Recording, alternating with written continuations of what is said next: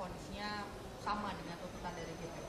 Ya, tadi kita sama-sama sudah mendengarkan putusan bagi kedua terdakwa pada siang hari ini, yaitu dimulai dari Pak Agus Nurpatria dilanjutkan dengan Pak Hendra Kurniawan, di mana Agus Nurpatria dituntut 3 tahun penjara dan diputus 2 tahun penjara. Sedangkan Pak Hendra Kurniawan ini dituntut 3 tahun penjara dan diputus yang sama itu 3 tahun penjara dengan pertimbangan bahwa baik ini kedua-duanya sama tadi pertimbangannya saya perhatikan, saya dengar. Baik Agus Nurpatria dan Hendra Kurniawan dipersalahkan atas pasal 32 Jungto 48 Undang-Undang ITE Jungto 55 KUHP. Sedangkan mereka berdua ini dituntut dengan pasal 33 Jungto 49 ITE Jungto 55. Akan tetapi majelis hakim berpandangan bahwa rumusan unsur pasal 33 Undang-Undang ITE tidak dapat dipenuhi sehingga majelis hakim mengambil dari subsidiarnya yaitu pasal 32. Kalau ditanya tanggapannya bagaimana, karena kami telah melihat dan sudah meyakini sejak awal bahwa sesungguhnya Pak Agus dan Pak Hendra ini seharusnya bebas karena tidak memenuhi rumusan unsur didakwakan. Jadi sudah barang tentu kami sebagai penasihat hukum tidak sependapat dengan majelis hakim. Cuma untuk menilai atau mengomentari isi dari putusan ini kami tidak mau berkomentar banyak karena salinan putusan juga belum dapat kami terima. Lalu untuk langkah selanjutnya apakah kami akan banding atau tidak itu kan hak terdakwa, akan kami kembalikan ke terdakwa. Karena kedua terdakwa ini tadi sudah dengan jelas menyatakan akan pikir-pikir terlebih dahulu. Cuma mungkin komentar pribadi kalau dari saya, mungkin dari kami juga penasihat hukum, ya sangat disayangkan kok bisa 2 tahun, bisa 3 tahun. Sedangkan sebagaimana kita ketahui bersama, eksekutornya aja ini satu tahun 6 bulan.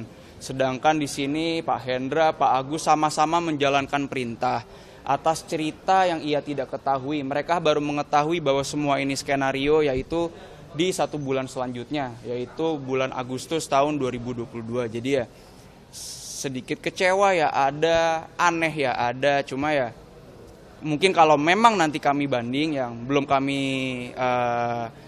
pastikan sekarang, akan kami tuangkan alasan-alasan dalam memori banding nanti. Ini kan selain dari proses pidana juga ada etik yang masih berlangsung karena HK dan juga Agus Nurpatria ini mengajukan banding untuk PTDH-nya. Betul. Itu gimana? Sebetulnya untuk masalah kode etik, sidang etik ini kan internal, saya ini kan jatuhnya eksternal sebagai penasihat hukum. Jadi komentar lebih banyak ya kami tidak ada, cuma harapan kami, keyakinan kami tetap yakin dan kami berharap bahwa Pak Hendra, Pak Agus ini tetap dapat kembali bertugas sebagai anggota Polri. Hal yang memberatkan tadi apa? Hal yang memberatkan sebetulnya ya dalam tanda kutip standar ya, kita lihat karena mereka ini adalah seorang anggota Polri, seorang perwira tinggi, perwira menengah yang seharusnya mengetahui atau memiliki ya dugaan bahwa ini ada yang tidak benar. Sedangkan dari fakta-fakta persidangan sudah jelas kok semua orang, ini bukan hanya mereka berdua,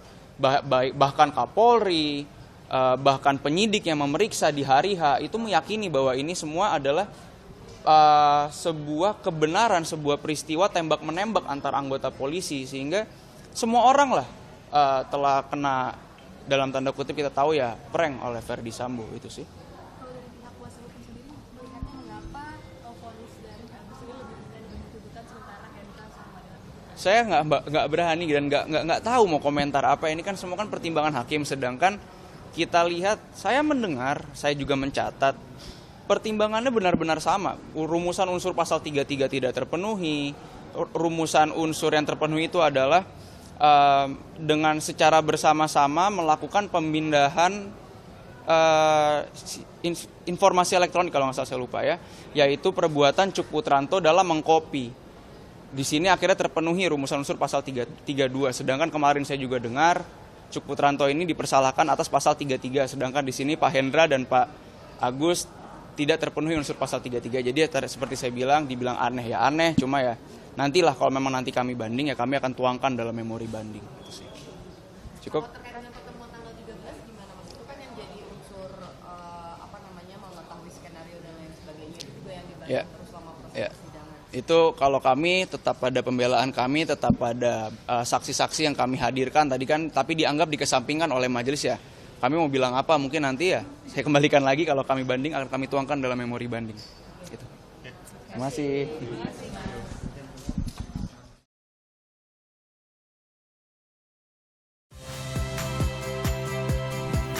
Saya Harjuno Pramendito. Saksikan program-program Kompas TV melalui siaran digital, pay TV, dan media streaming lainnya. Kompas TV, independen, terpercaya.